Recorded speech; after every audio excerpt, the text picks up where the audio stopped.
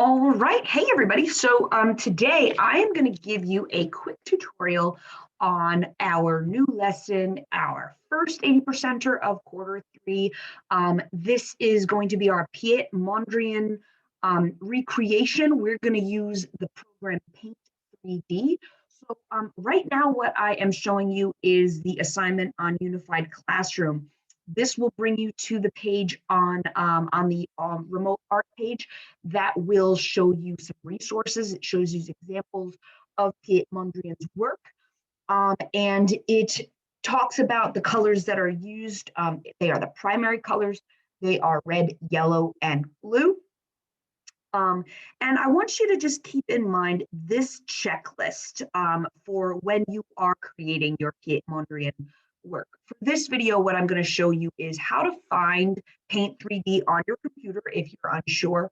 And I'm going to show you how to manipulate your canvas, how to use the line tool, and how to use the shape tool. And a few things about this program is it is a free program. It should be on your computer. This page up here, if I click on it, let's pause. Alrighty, as Unified likes to do, it logged me out, but it logged me back in almost immediately. So that assignment page will give you, will bring you right here where our previous assignments are. It shows you our primary colors. They are the colors that we usually in the art room use to make all of the other colors. In digital art, the primary colors can be a little bit different, but we're not going to focus on that right now. We are going to focus on Piet Mondrian. So here are a couple of examples of his work. You'll notice a few of the things that are on that checklist. It asks you to observe the lines, right? A lot of his work focused on using primary colors. You'll see a lot of red, yellow, and blue here. You'll also see white, you'll see gray, and you will see black. Another thing that you will probably notice with his work is the squares and the rectangles. You'll notice the thick black lines. Some of them go all the way across the canvas, some of them do not. Some of them actually don't even reach the ends of the canvas. So that is something to keep in mind here with our checklist, right? The up and down lines, we call them vertical lines. You probably have seen this in your other classes, math usually, and sometimes history when you're going over, when you're looking at the map. Vertical is up and down. Horizontal, I think of the horizon. Those are your side-to-side lines. Rectangles and squares, they kind of get created when you're putting these lines together and they intersect. Primary colors, again, red, yellow, and blue. Do I have black and white lines? So you might have, you might actually tomorrow for our next lesson, what you'll see is we will start using the color tools. And do I have black and white shapes? Okay, so that's a good rule to follow when we're trying to create Piet Mondrian work. So what I'm going to show you right now on my desktop here is I'm just going to go, you can either go into your start button or you can just type it in here. Usually that's what I do. I paint, and then I will pull up Paint 3D. I also have this other app that is MS Paint. That's a different one. I am going to pull up my Paint 3D. The other thing that I want you to know too is when you go to that other page, you will see that there is a link here if you do not have Paint 3D. It is a free program and it should be on your computer, but if not, you'll just download it, you'll enter in your school ID, and that should bring it up. Now, the thing about Paint 3D is it is a free program, so there are a couple of things that are good about it, and there are a couple of things that are bad about it. The good thing is that a lot of the stuff that you're going to see here will be, it is usually available, and it usually is pretty similar to the other graphic design programs such as Photoshop, Illustrator, GIMP is another one, Adobe Spark. A lot of the tools and a lot of the shortcuts that you can use in here will usually be seen and used throughout. The only thing is that this is a free program, so we do have a couple of limitations. All right, so I'm going to go in here and I'm going to select a new project. Piet Mondrian usually had a square canvas. So what I'm going to do is I'm going to click on here and I'm just going to change my canvas to be a little bit more square-like. It doesn't have to be perfectly square.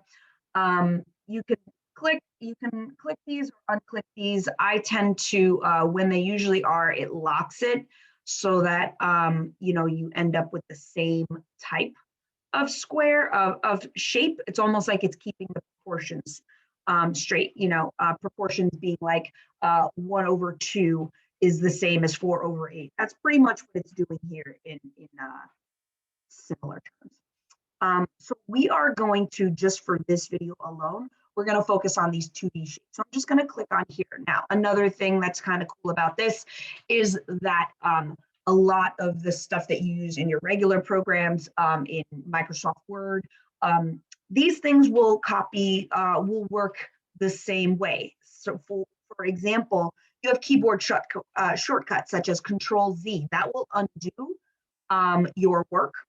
That will work here as well. If you do something and you're like, I don't like that, you can hit Control-Z and that will undo it. If you like something and you don't want to have to figure out how to redo it or anything, you can actually hit Control-C and that will copy it, and Control-V will paste it. So those are a couple of cool things that you can do that kind of go across the board with a lot of digital programs like Microsoft Word and PowerPoint and things like that. So here's, we're going to use the line tool, and pretty much like if you were highlighting something in Microsoft Word or in PowerPoint, something like that, you click and hold. That's pretty much what we're doing here. So I'm just going to do click and hold here. And what I am going to do is I'm going to hold my shift key down, and that actually keeps my thing from doing this. So I'm going to hit Control-Z. That undid it. And I'm just going to move my zoom controls so that I can actually see what I'm doing. All right, so by clicking and dragging, and holding my shift key down, boom, I've got my first line, okay? And I'm okay with that. You'll notice that there was actually a little highlighted, we call them marching ants or selection tools. That lets me know that I can move my line around, reposition it, change it. But once those go away, this line is here to stay. And that's like one of the downfalls of it being a free program. You kind of have to make sure that you're happy with what you've got. Otherwise, you've got to completely undo it. So I'm going to do another line. I'm going to do a horizontal line. Notice that whenever I click my line, I'm going to have to re-click on it. So I'm going to show you another thing that I can do. I'm going to click and hold. I'm holding my shift key so that my line is going to stay horizontal and not be on any kind of, diagonal. You'll see my marching ants here, right? This tells me that I can kind of move this around. If I hit Control-C, that's going to actually copy this line. You'll notice over here, though, that my color here is black. I've got a black line here, and I also have an opportunity to make this thicker or thinner. I can use this slide bar and make this a much thicker line, which, how about we do that? Or I can slide it down. That'll obviously make it a little bit thinner. So I'm going to do that. I'm going to hit OK on this. I'm going to commit to that, and I'm going to leave that. Now, because I hit Control-C, I actually copied that line. So if I hit Control-V, I have recopied this line. Actually, I don't like what it did here. It just kind of extended my canvas here. So I'm going to undo that. I don't like that. But I did want to show you that that is also an option. I'm just going to make a couple of, I really don't like that one. I'm going to make a couple of more lines here. And again, I'm just focusing on horizontal and vertical lines. You'll notice too that I kind of make my lines go a little bit past the edges, and that's going to come into play when I want to start adding in color. That's going to be the next video. So I'm trying to make these a couple of different widths and a couple of thickness and thinness. I'm going to try and put maybe one more vertical line. Maybe this one won't go maybe this one won't go directly across. Maybe I'll just make this one go. Oops. Notice what I did here, actually. I didn't click my line, so it made that selection tool. So I just hit Control Z and I'll undo that. So this line I'm gonna make just kind of go, maybe just partially. And I will adjust my thickness here. I want to have a bunch of different ones. Maybe I'll make it a little bit thicker. All right, so you can see that by making these lines up and down, I have created squares and rectangles here, but I can also use this shape tool and I can make a square. Now, to make a perfect square, again, what I'm gonna do is I'm clicking, I'm holding, and then I'm gonna hold my shift key down. And that's gonna make sure that my square is perfectly proportioned. And I think what I'm gonna do is I'm going to adjust the thickness of this line again. Maybe I'll make it so that it kind of overlaps on one of these. So you can notice that I've got this like mover and I can shift my square there, okay? I'm gonna hit okay on that. And then I'm gonna select it again. Maybe this time I'm not gonna hold the shift button down. Maybe I'll just make my, make it a rectangle. Maybe I'll make it a nice thin rectangle here. And again, I can use this to kind of, to rotate it. Maybe I want it a long one.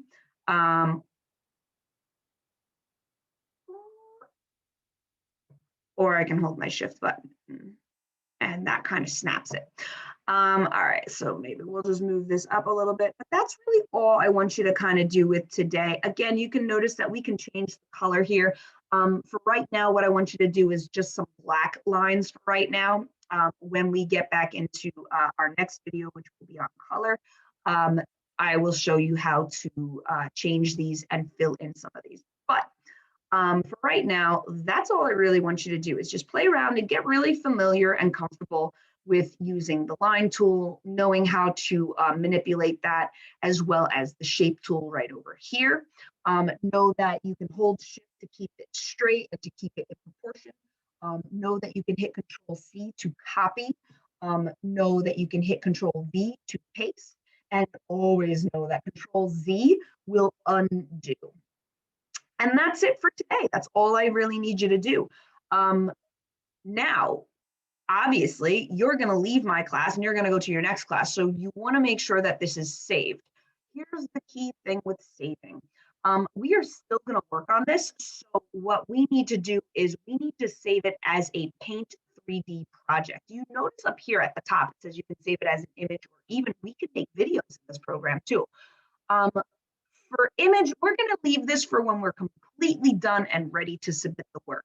Right now, what we're going to do is we're just going to save it as a Paint 3D project, and maybe I'll just put it in as Piet. And I will save in Paint 3D so that the next time I open up my program, you'll notice that when I went into this menu bar, you could see that some of my other projects were right down in here. They're saved, they're right here, so that tomorrow when I come to work on them, I can just kind of pop them up and grab them. And that's it. That's all you need to do for today. Hope you enjoy.